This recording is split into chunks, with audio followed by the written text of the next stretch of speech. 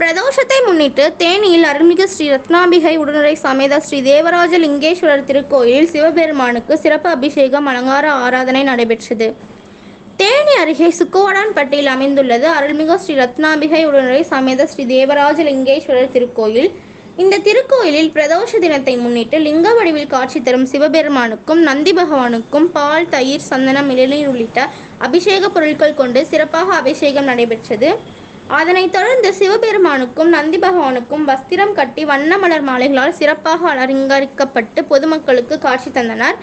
பின்னர் அலங்கரிக்கப்பட்ட சிவபெருமானுக்கு தீபம் காட்டப்பட்டு பஞ்சகற்பூர ஆராத்தியுடன் தீபாராதனை காட்டப்பட்டது. இதில் அப்பகுதியை சேர்ந்த பொதுமக்கள் கலந்து கொண்டு பிரதோஷ தினத்தை முன்னிட்டு சிவபெருமானுக்கு நடைபெற்ற சிறப்பு அபிஷேகத்தை கண்டு தரிசித்து சென்றனர். பின்னர் பொதுமக்களுக்கு கோயில் நிர்வாகம் சார்பில் பிரசாதங்கள் வழங்கப்பட்டது.